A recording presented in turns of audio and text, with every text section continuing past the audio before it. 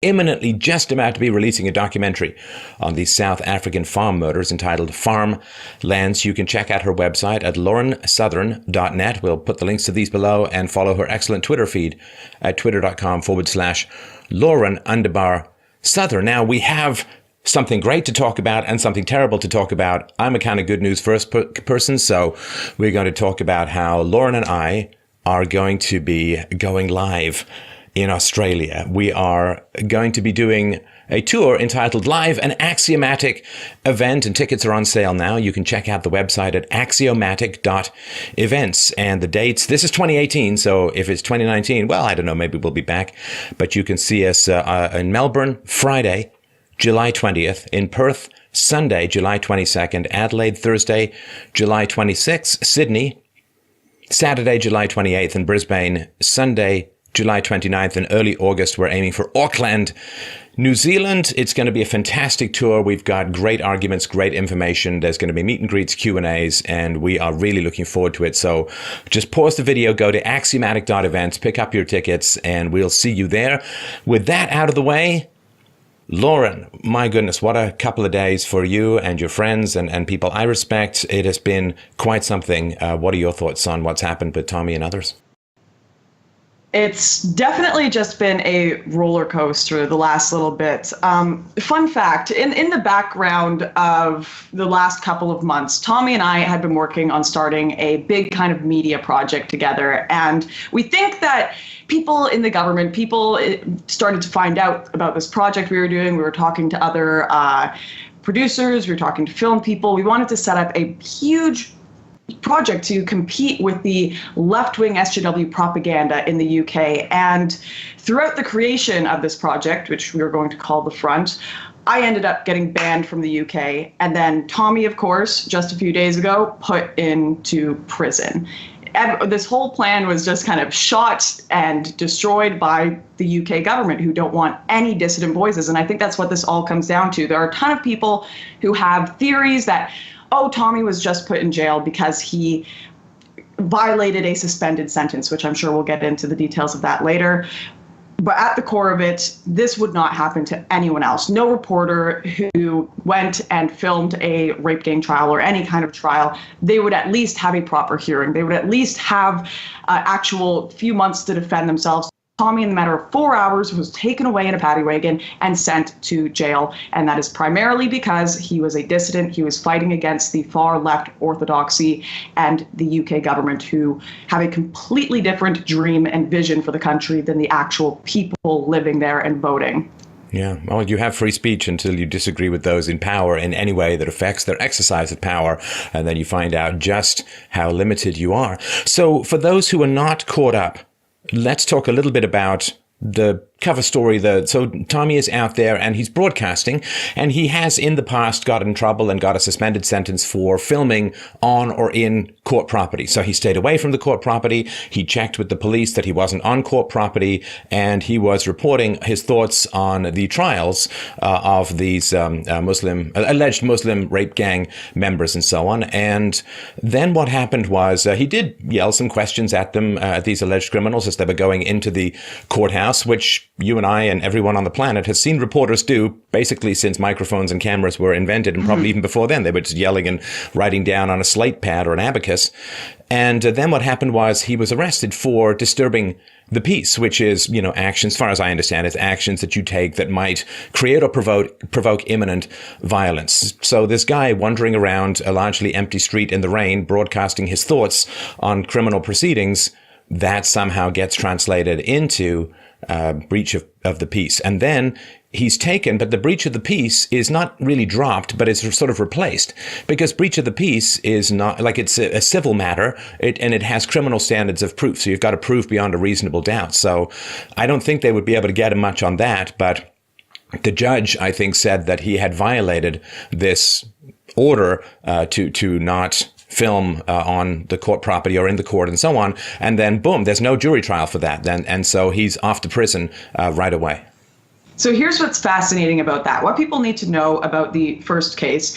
First of all, why is Tommy going to these court cases and yelling at Muslim rape gang members? Well, the UK has a history of trying to cover up rape gang cases, whether it be the recent Telford case or, of course, the Rotherham case, where you've got thousands of young British girls being raped and trafficked, and the police are actively covering it up. And then on top of it, when you do have cases that are actually being investigated and there may be some actual justice that will happen, they put a whole media ban on it, similar to Tommy's case. So Tommy is always trying to expose these rape gangs that the government refuses to talk about. And he went to this case a while back where he was, of course, yelling and having arguments with the family members about how obviously these men are trafficking young girls. And he was given his suspended sentence. So they said, you can't be reporting on this case. But this suspended sentence was only for 3 months. It was 3 months jail time. They managed to get it suspended, but it was also at a court that was across the country from the Leeds court, which is where he was sentenced to jail a few days ago. So what this means is, while people are saying that Tommy violated his suspended sentence and for reporting on another rape gang case, that's why he was taken away and put in jail, that is not the case, because within a matter of 4 hours, he got 13 months in jail and was sentenced at a court that was across the country from the actual court where his suspended sentence happened and occurred and where that whole process was taking place. That is completely out of the norm. It is not how this is supposed to go forward. There's actually supposed to be a proper court hearing. He's supposed to be able to have time to get a lawyer. It's supposed to happen at the court where the suspended sentence took place initially. And then on top of that, so the case that he went to the other day, they were very careful. He talked to his cameraman. They all had a conversation before going there. Let's make sure we don't violate this. We don't want Tommy to go to jail. So what we're going to do is just stand outside the courtroom and we're going to talk about facts that are already out in the media, facts that have already been reported by the biggest paper in the city. I can't remember, something Examiner, but they just read out the names and the charges, already public information. And the only people there that were outside the courtroom were people that were friends with Tommy, 2 people that he knew. So how were the police called for a public disturbance? How were the police called for him potentially breaching the peace? There was no one there for him to breach the peace with. What I think may have happened is they have been watching his live streams and waiting. They've been waiting for something to get him on, because 7 or 8 police officers all showed up at once with a paddy wagon ready to take him away, just some BS reason to put him in cuffs. And then within 4 hours had a court ready. I've never heard of court proceedings going that quickly, and send him to jail within that time. They have been waiting to get Tommy on something. They've been waiting for a reason to put him away. He has been such a thorn in the side of the establishment in the UK that I really don't doubt that this has all been planned beforehand, and they were just waiting for Tommy to do something that would remotely violate the suspended sentence. Well, this is, I think, astounding with regards to, thinking of the British people's respect for the law as it stands. What I can't help but think of, Lauren, is the number of times that Tommy has had death threats leveled against him, death threats leveled against his family, which are illegal and like criminally illegal, not even just in a civil. Criminal death threats is a criminal action. And as far as I understand it, he has reported these repeatedly. He's even tracked down some of the people, and the police seems to have done nothing. And it's kind of hard, I think, for the British people as a whole, who, particularly the people who don't have a voice. Britain's still a very class-based society, and it's lower-class British white girls in general who are being targeted by these grooming gangs, these rape gangs. And they don't have much of a voice. And what they see is they see the police that failed to act for approximately 30 years when they got constant reports of these rape gangs and the preying on trafficking, torture, and just horrifying abuses of these young white British girls and boys. And so they see this not being dealt with for like 30 years and being covered up, and the mainstream media being complicit in this cover up, because this could have been exposed in the same way that the Catholic clergy abuse of children could have been exposed. It's even easier. And then what they see is nobody dealing with the death threats that are raining down on Tommy Robinson, his family, his children, you name it. But then you see they leap into action and deal with him in a matter of hours And that disparity is something that is not going to go away in the mind of the British people anytime soon.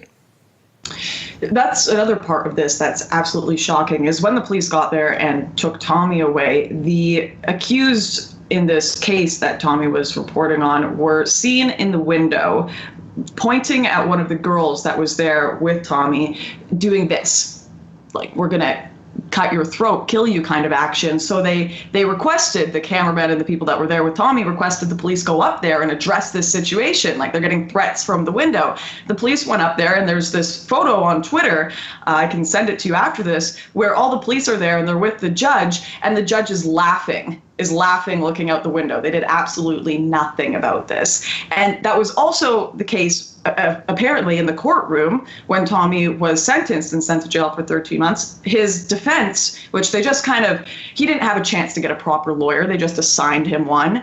And the defense lawyer even said, if you send Tommy Robinson to jail, he has a bounty on his head to be killed. He has very credible threats. Last time he was in jail, they had 500 pounds in cell phones, which are difficult to get in prisons, but they had these things as bounties for his head. They even found a concoction of, what was it? It was melted sugar. Boiling sugar water. Boiling sugar water that they wanted to throw in his face because it'll peel your skin off. And these are all credible things that were found to be true that happened in the last prison Tommy was in. So the defense lawyer said, if you send Tommy to jail, it's going to be a death sentence. And allegedly, according to people that were in the courtroom, the judge said basically he knew what he was getting himself into.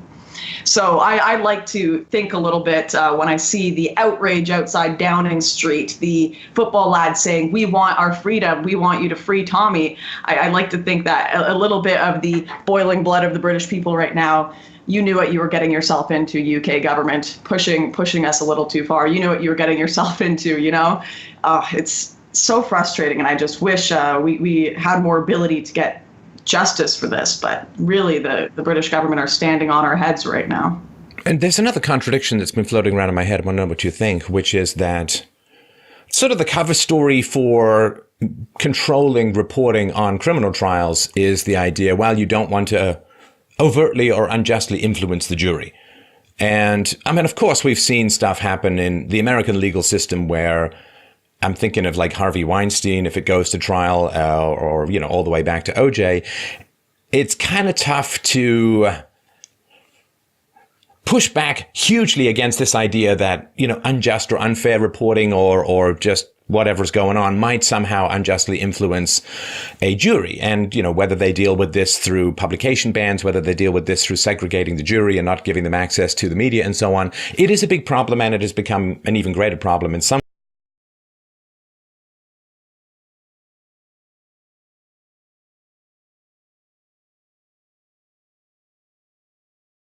area of law, and it's very challenging and so on.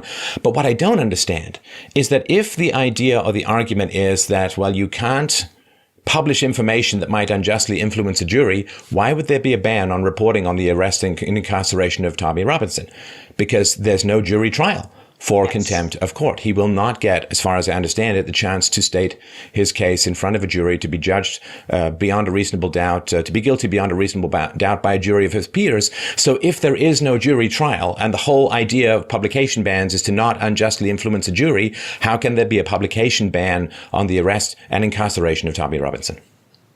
That's what's so insane. And not even beyond there being no jury part. It's a ban on reporting factual, truthful things. You can't even just report the facts. So what this means is Tommy Robinson easily, if there weren't a few people feeding us information, he could have just been disappeared overnight. And I think that's what they wanted, because when they arrested him, they secretly added him to the court listings so that even his closest friends and relatives couldn't find out where the heck he was. It was just some anonymous internet, I guess, someone who was keeping an eye on the court proceedings that found his name pop up in the system and leaked it to a few people so they could figure out where he was. But the whole idea is, no one can talk about it. No one can report on it. No one can tell you what's going on. So Tommy Robinson, any patriot, anyone who opposes this mass statism can just be disappeared in a day, in 4 hours, sent to jail,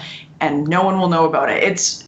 absolutely nuts. I love the Breitbart article that came out. I don't know if anyone saw it, but Breitbart, Mirror, Standard, all these different websites had to remove their articles talking about Tommy Robinson's arrest because of what the judge said. So Breitbart, in a kind of cheeky gesture, re-uploaded a picture with Tommy Robinson's face all blurred out and said, redacted has been redacted, has been redacted. And they just have a whole article that says redacted wherever his name is and whenever there's any court details. And it really shows that 1984 vibe that there's that famous poster that says, we need freedom of speech because, and then the rest of it scratched out.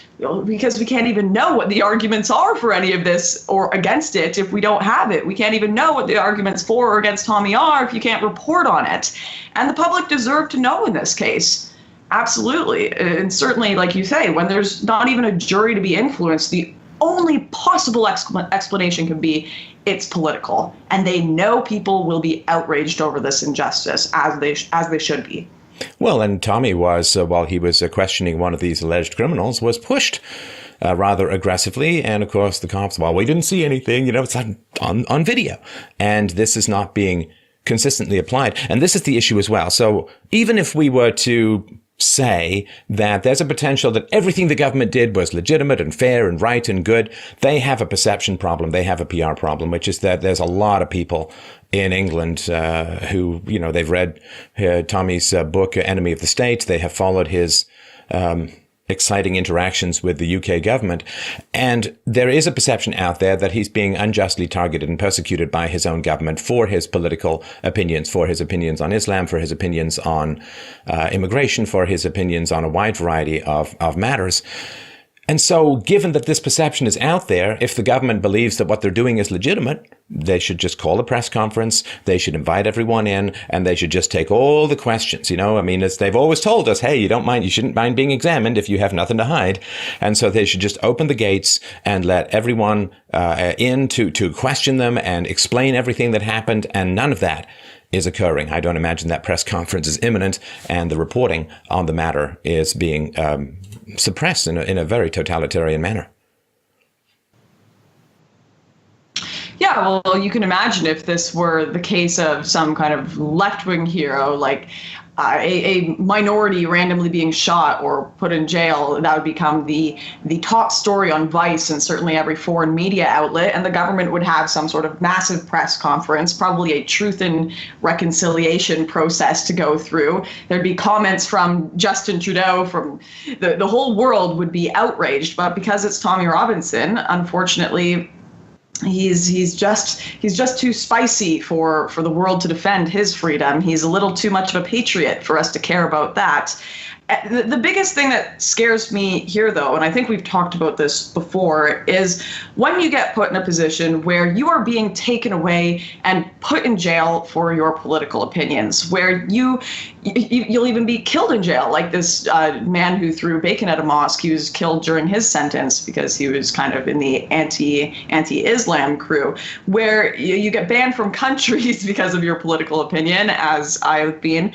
What are the British people to do? They can't speak up anymore. They can't even listen to media telling them their opinions. When they disagree, it's not even just disagreeing with the state. When the state won't enforce the values that the people want, they voted to leave the European Union. They voted to have a culture with Western values. When the state won't even enforce the laws that the people want, what are you supposed to do? The only ending I can see to this is violence. When you're not allowed to speak, you speak with your fists. And I'm not saying that's a good thing. I'm saying that's an inevitable thing, and it's terrifying. Well, it's funny because when you quote, was it John F. Kennedy's quote that those who make peaceful revolution impossible make violent revolution inevitable? When we say that the breakdown of the respect for the rule of law, the perception that the government is acting against the interests of the people. And, if you're in England, you can't help but notice that Brexit seems to be taking years and years and years and years and years, and delays and concessions and years. But they want to take Tommy Robinson off the street. Boom. 4 hours, done and dusted. And when we say that if free speech is suppressed, if political opinions are disappeared, and we say this is going to escalate violence, and people think that somehow we're rubbing our hands with glee or approving of this or think it's good. No, if you're a chain smoker, you go to your doctor and he says chain smoking is probably going to make you really, really sick, yea, verily, unto death. He's telling you that so you can stop smoking and avoid the outcome. So the predictions of violence and so on are not made with any pleasure, certainly not made with any anticipation, but made to say, or put forward to say, let's avoid this if at all humanly possible, because once things get to that degree, then freedoms will be lost for quite a long time. Yeah, it's just a fact. I can hardly, seeing guys that were in their 50s climbing up the gates of Downing Street yelling, I can hardly blame them. I can't. What else are they supposed to do? They have kids that are growing up in London that they know are going to be potential victims of terrorism, that they know are going to be potential victims of rape gangs. They love their country. They love their culture. They want to preserve that. And is that so wrong? Is it so wrong that they want to preserve the land and values that they grew up in? Every other culture in the world, every other group in the world, they're protecting their values and their right to have an identity is tantamount. We Vice, mainstream media, CNN, they talk about this all the time. We must protect their right to have a future in existence, all of this. But for some reason, when it's the British people who want to do this, no, that's a little too far. And I understand the rage of these people. I am never someone who gets into scuffs or fights with the cops. I never push back. I always just do what they say. But I can't help but understand the guys who are completely outraged and doing these things. You've taken away their right to speak. What's your next move, government? It's going to be fascinating to see if this continues down this route, if people continue to be arrested, if Katie Hopkins or Raheem Kassam are taken away in cuffs next. If Tommy Robinson dies in jail, will that be the last straw? Will that set something off in the British people, something that we may not want to see, but will that break the camel's back? Who knows? Well, we have seen, of course, in the past, when the perception of not even a majority, but a significant proportion of the population views their government as an occupying force that is serving the whims of those opposed to the wishes and will of the general population, of the domestic population, well, things get pretty heated pretty quickly. And of course, it is our goal not to get there. Now, the other thing that's really fascinating is when these kinds of events float up, it's kind of, not only is it a trial balloon, but I think it bespeaks a certain confidence on the part of the government. In other words, if there was universal outrage, regardless of the content of Tommy Robinson's arguments, his data, his philosophies, or whatever, regardless of the content, if there was universal outrage at how he was treated for his journalism, I think the government would have recognized that they had gone too far and they would have to back down and they'd have to try and do some kind of reform and all the things which would perhaps even open up free speech a little bit more. These things which are terrible can be turned into a positive if there's enough outrage and pushback over the actions of the government. But they must have been pretty certain that they could do what they did. They must have been pretty certain that not just the media in the UK, but the media around the world would avoid reporting on this story, that his story would be disappeared as efficiently as he was disappeared. And seeing this from the mainstream media, from the left as a whole, who have stood up for some pretty wretched people in the past, who have defended cop killers, who have defended thugs and criminals and communists. Well, but I repeat myself. I mean, the media has defended some pretty wretched people in the past. And the fact that they're not outraged and pushing back against this, I think has kind of shown the split in society, that they'll fight for their team, but they won't fight for anyone else's team. And that means that it's not principles that they're following. It's just in-group preference. And that is a really chilling thing to see. During the 2016 election, we had the conversation a lot about how if Trump does not win this election, the Republicans will never win another election again because there'll be so much immigration into the U.S. that it'll just keep going Democrat, Democrat, Democrat. They'll completely open the borders. And that's the turning point, it seems, that the UK is at now, where they've hit that threshold of we have indoctrinated enough people and we have replaced enough people that we can do whatever the heck we want. The British people, the actual patriots, the actual people with historical ties to this land who died to protect this little island, they are now a minority in the largest cities in the UK. So if we decide we want to imprison them for speaking up against our progressive, far leftist, globalist plans, well, we can do that now because they are no longer the majority. They are the minority. And how much more time do the British people, the actual British people with British and Western values, have to push back against this before they're replaced even more and even more and even more, and before they are indoctrinated further and further and further by these socialist policies? It's getting really scary right now. And I'm talking to British friends of mine who are saying, how the heck do I get out of this country? In fact, in Toronto here, I ran into two British guys who were, they noticed me and they're like, oh, big fan of your stuff. I'm so happy to be out of the UK. I was terrified being there. Is it an abandoned ship moment, or is there still a last chance to save it, in your opinion? I wrestle with that question on a daily and sometimes middle of the nightly basis, Lauren. I don't know. I mean, one of the things that to me would have been a flashpoint for change was the emergence of these systematic rape gangs, largely perpetrated by immigrants, Muslim immigrants, a lot of them from Pakistan, that, according to some estimates, preyed upon, raped, pillaged, tortured, and trafficked tens of thousands, maybe even hundreds of thousands of British girls over the last couple of decades. The emergence of that, because people think, oh, well, it's Rotherham, like it's just Rotherham, or it's Telford, or it's just Telford. No, the list of the towns wherein this has emerged just goes on in a depressingly long montage from hell. And if a people are not roused to action by the systematic torture, rape, and in many ways reproductive destruction, right? I mean, to me, it comes across as an act of war to destroy young women to that degree, to the point where they may not be able to have children, they may not be able to pair bond, they may not be able to get married in any productive or efficient way. That is almost a genetic war against the domestic population. If that wasn't enough for people to do something, and again, the question of what to do is not my field of expertise. I'm a theoretician, so pragmatic and practical action is like I'm a blueprint guy, not a building guy. So the practical actions are sort of beyond my area of expertise, but I just remember thinking at the time, if that's not enough for change, I really don't know what is. Mm-hmm.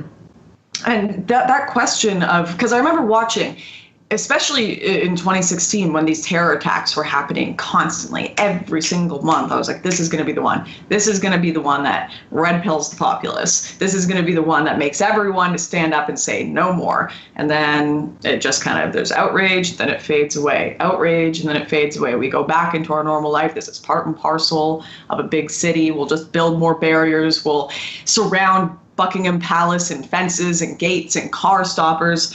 It's nuts. Last time I was in the UK before I was banned, going to the Christmas festivals that had these giant yellow gates surrounding them because they didn't want trucks to run you over.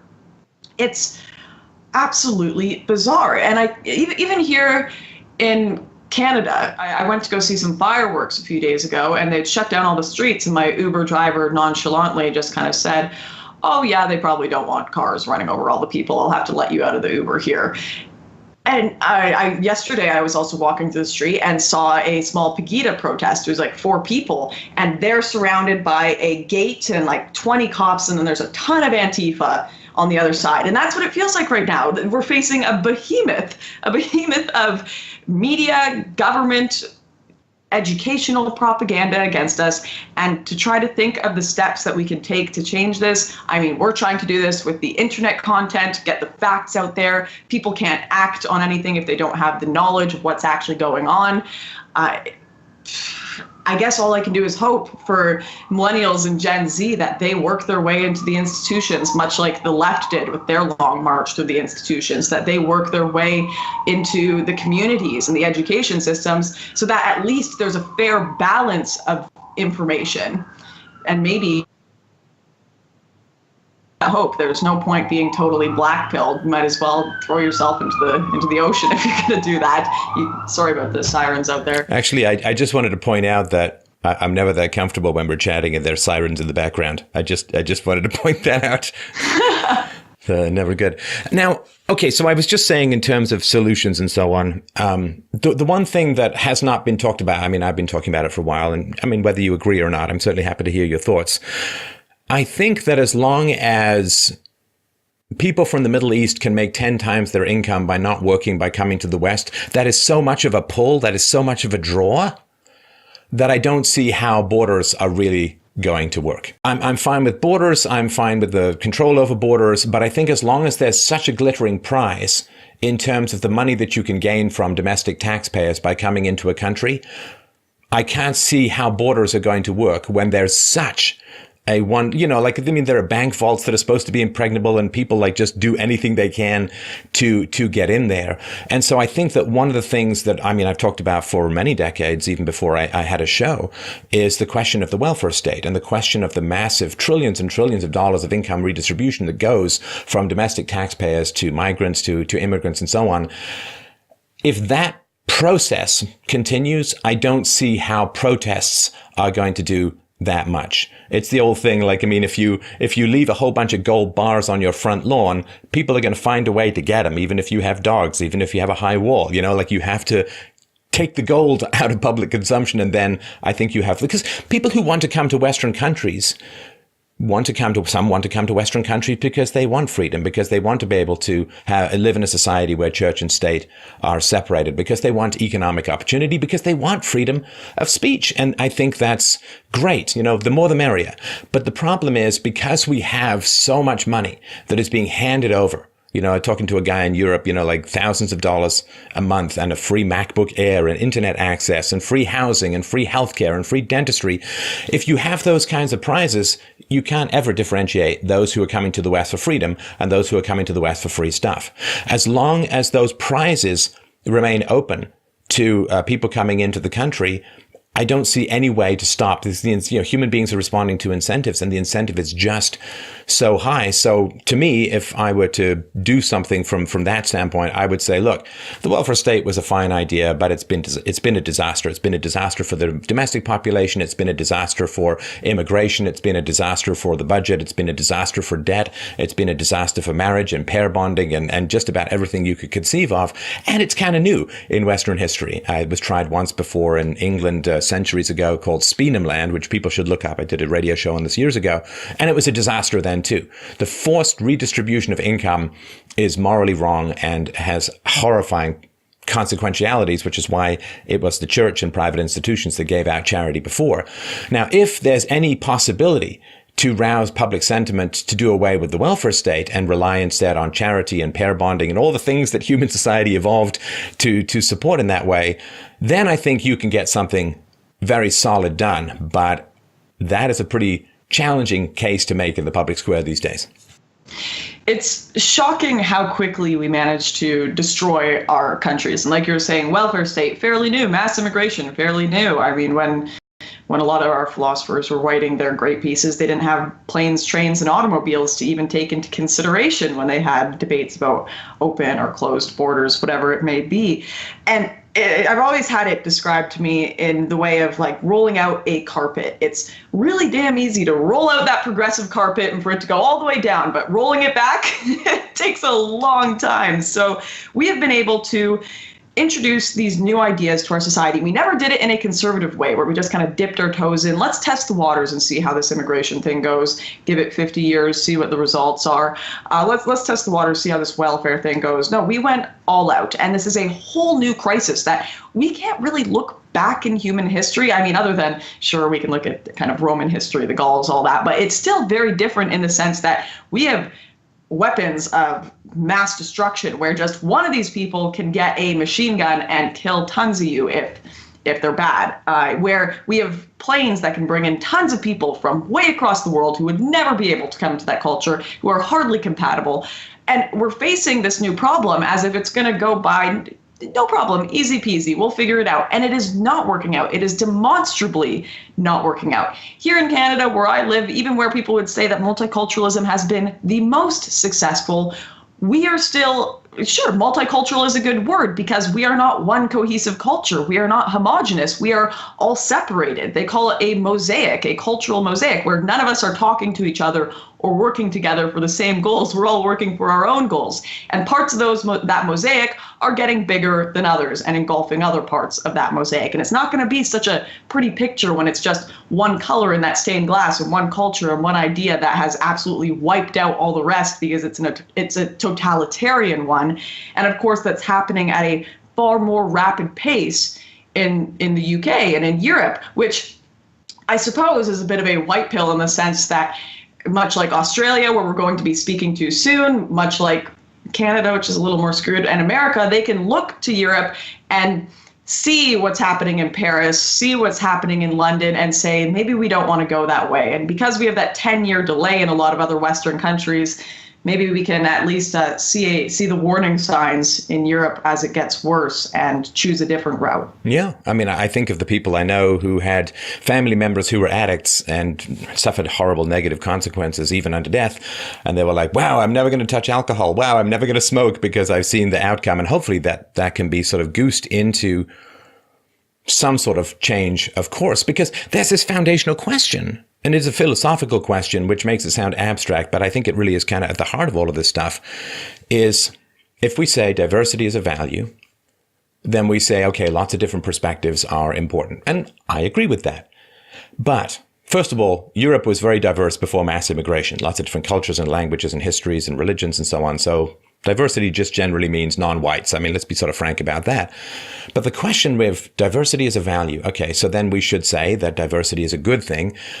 Then what happens when under the name of diversity, you import cultures that do not believe that diversity is a good thing? Mm-hmm. If you say, well, respect for homosexuality is a virtue. Sure, it is. What happens when you bring in cultures that condemn homosexuality? If you say equality of opportunity for women is a virtue. Sure, it is. What happens when you bring in cultures under the banner of diversity that do not believe that, in fact, oppose it very strongly? So saying diversity is a value and therefore we should bring in cultures opposed to diversity is one of these weird logical contradictions, the snake eating its own tail, a self-detonating argument that's not even allowed to be discussed and talked about. And yet we just plow on as if it's supposed to work. And I'm sort of increasingly of the opinion now it's not supposed to work. It's supposed to cause problems. It's supposed to cause friction. It's, we all know what happens when countries historically can't pay their debts. They go to war. Well, maybe this is another way of creating conflict to bypass the fact that governments can't pay their debts. Well, there you go. Let's say maybe the welfare state is going to run out, and that'll solve our problem and also cause a lot of chaos. But they'll certainly stop coming to the UK once its economy's crashed and there's no more gold bars on the lawn. Yes, but what happens to all the people who are here, who are dependent and have made their decisions on the dependence to the welfare state? Because integration or assimilation used to occur for a couple of reasons. One is that you couldn't economically survive without learning the dominant language and the dominant culture. And secondly, when you left your original country, you left the social bubble, the political bubble, the economic bubble, the language bubble, and you came to the new country. And, you'd kind of often huddle in Chinatown or Little Italy or Little Greece with those who were like you. But by the second generation, that was sort of a pause in the assimilation idea. But now, with social media and so on, and with the welfare state, you can create your own, quote, ghettos, your no-go zones. You don't have to assimilate in order to survive economically. You don't have to integrate. You don't have to learn the dominant language. And because of the internet, you can immerse yourself in the culture you left, and you can socially immerse yourself in the culture that you left. And this slide towards assimilation that occurs for incentive reasons, well, those incentives have all been undercut, and people can now bring the internet bubble of their culture with them, and there is no assimilation to values that are, no assimilation to the value of diversity and so on. And that is going to cause a problem, because what happens, and this is the question I always have for people on the left, okay, what happens when the money runs out? You can't raise enough taxes to pay the debt, let alone the unfunded liabilities. What happens when the money runs out? And it's tough enough when the money runs out and you have some shared values and cultural homogeneity. If you have fragmented groups who are suspicious of, hostile to, or indifferent towards each other, when the money runs out, in-group preference tends to kick in most ferociously. yeah, everybody's fine when there's a buffet, but when there's like one loaf of bread left and 10 people from 10 different cultures, well, or 10 people from 5 different cultures, there's going to be a lot of in-group preference, and that's my concern. Looking at the UK, it feels like we're all living in a pressure cooker right now. Like everyone can see that something's wrong. I speak to even liberals, and they tell me, yeah, I know there's something off. I know something is not quite working in this system we've employed. And the whole diversity is our strength thing. Come on. You look at how birds' flight patterns, they fly all in the same direction, all the same way, so they can block the wind, and then they trade positions, go to the front. They all have the same kind of patterns because it's a strength to have that kind of homogeneity among them, the going in the same direction. If they're all flying in different directions, it's not going to work. And that's a pattern that is repeated throughout nature and society and everything. And I just don't know how anyone in the right mind can pretend that diversity is a strength. They certainly don't employ that in workplaces. They certainly don't employ that in their own lives. Or academia. If diversity is a strength, where are all the non-leftists in academia? Because surely they should want those diverse opinions coming in. But no, it's got to be the mono-echo culture of everyone to the left of Chairman Mao. Right. And I think I keep coming back to the Tommy thing. We're living in this pressure cooker. We're all waiting for something to happen. How long are we going to be these frogs boiling in the water? I've been meaning to make a video on this, actually. Every time I step out of my house in Toronto, it's terrifying. I walked over to my local library, and they've got transgender reading sessions right now for kids. I don't know, drag queen reading sessions. They've got all of these drag queens reading to 5-year-olds, and I'm just like, yep, that's normal. Walk by, they've got murals called Diversity in Sparkles, and it's minorities covered in sparkles, and it's like oppressed, marginalized bodies. Walk down the next road, it's the whole black bloc is there doing an anti-racist rally. Next road, and I'm not kidding, I have video of this because I just decided to walk down the street and take some videos. Next road, some guy is asking me for money so that they can extend Black History Month to a second month. This is just daily life walking in the city in Toronto. How much longer can this last? How much longer can the Victim Olympics go on? How much longer can the mass immigration go on? How much more warning can we give? Well, apparently not much more, because you're going to go to jail for it. You're going to be banned from countries for it. How much longer are we going to be safe to do these podcasts and these talks in Canada? I don't know. How much longer do we have? Well, and this is partly why in our conversations we talked about Australia. Because Australia, as we point out at axiomatic.events, the website to buy the tickets, it's kind of at a crossroads. And it's interesting because we want to say, here's all the great stuff we're going to talk about in Australia, but we don't want to be that trailer for The Usual Suspects that kind of gives away the whole film. So it's going to be new information, new arguments, new data. The thing I actually enjoy the most, I like giving a speech, and that's great fun. But what I enjoy the most is the Q&As. You know, the criticisms, the comments, the questions, that thrust and parry with the audience is really great. And we're going to do, the plan is, solo speeches, relatively short, at least for me. And then we're going to combine our intellectual juggernaut, so to speak, for the audience Q&A, which I'm really looking forward to. And what are you most looking forward to about the Australian experience? Well, I've never done a joint speaking event, so that should take a little bit of the pressure off me. No, but I've always enjoyed when I do speaking at universities, engaging with the crowd, getting them to laugh, as well as talking about issues that they would never be allowed to talk about in their university classrooms, even with their friends on the street, because they're too afraid of getting fired. They're too afraid of getting kicked out of class. There are things that are constantly going on in people's minds as they walk down the street and they look at what's happening in their society, and they can't address any of it because of the deafening silence and pressure in our culture to be politically correct. So just being able to say that on a stage, what people are thinking on a stage in front of tons of people, talk about the problems that they're never allowed to address, I think is so much fun. It's shocking for the media there. I know people are going to be infuriated to hear us addressing issues that we're supposed to just shut up and be good about. But I think everyone in the audience is going to really, really enjoy that. And it's going to be a relief of a lot of pressure for them, a lot of pressure to shut up and conform. And this event will will be the exact opposite of that. Yeah, because there are a lot of people out there who still have a lot to lose by opposing political correctness. But you and I have been through the ringer. We've had our reputations shredded as much as possible. We have nothing to lose. So I think we can bring a refreshing kind of honesty to that. So really, really look forward to seeing people there. Just a reminder that the tickets are on sale, and they just went on sale today, I think it was. The website is axiomatic.events. Again, Melbourne, Friday, July 20th. 2018. Perth, Sunday, July 22nd. Adelaide, Thursday, July 26th. Sydney, Saturday, July 28th. Brisbane, Sunday, July 29th. And early August, we're aiming for Auckland, New Zealand, because I really want to see Hobbiton. So thanks a lot for your time today. And of course, just a reminder to come and see Lauren and I. It's going to be a fantastic once-in-a-lifetime event, and it's going to be an enormous amount of fun. Thanks so much for your time today. Cheers. Thanks for having me.